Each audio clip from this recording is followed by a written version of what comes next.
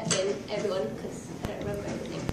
So the book called Redeeming Love is based on the book of Hosea in the Bible. For those of you that don't know, it's about a prophet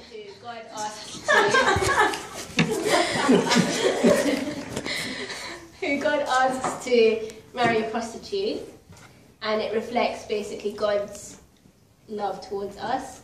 And the book is kind of exaggerated because it goes on and on about like things that may not actually been written in the Bible, but it goes really deep into like how God feels about us and how much He's willing to like put up with us and things like that. So it starts off with a girl called Sarah, who was then called Angel, and she, from what I remember, she had a pretty rough life, and then she got into prostitution eventually, and then this guy called Michael, he goes in and I think he's doing some business, and he hears a call from God, and God's told him to marry this prostitute.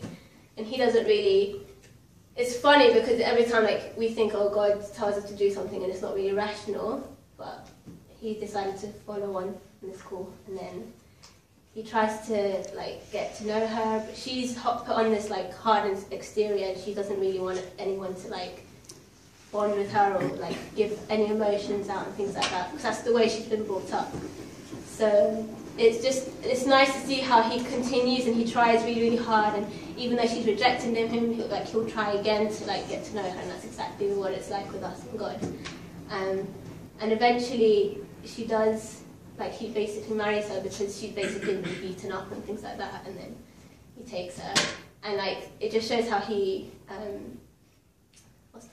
he like tries to not change her, but he tries to like get into to get deep with her and things, and she will leave and she'll go back to prostitution, and he'll come and find her again and he'll take her, and it's just a really nice story to show like how no matter how much we reject God and will leave him, he'll always be there and he'll always try and bring us back. And I don't want to ruin the ending, but it's a really nice ending. Read it. Anything else?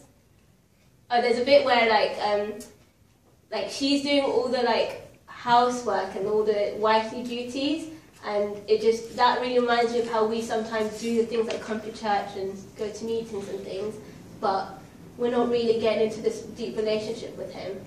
And there's a really nice bit where he like takes her to the sunset and he says to her like, I want to give you this at the sunset, and just reminds you of God, where he's like, I want to give you everything, but you need to be open in order to receive it.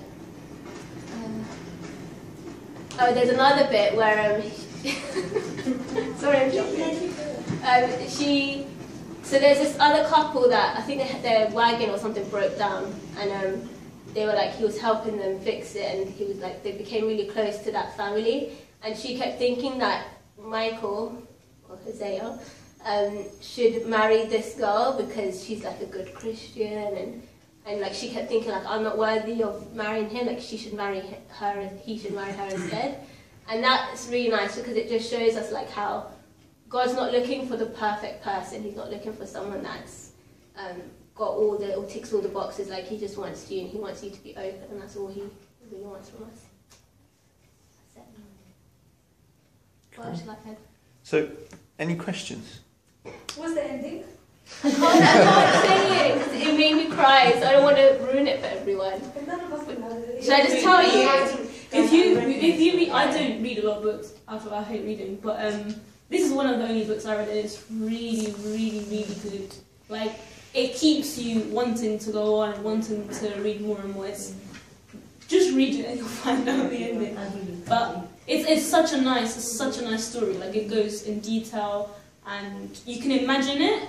Like, and even as like you're saying it, it's the same time I read it, it's the same imagination I had of like, so this was here and this was here, and it's so like descriptive the way that he tries again and he goes again, and then when she turns back and she goes back to her old ways, in my head personally I was like he's so stupid, he should just like, you know, go back and leave. But the way like he goes through a fight like to go and get her back is so nice. It really is. It's not just for women as well, it's for men. Yeah, no, definitely. It's a really good book as well, in the sense of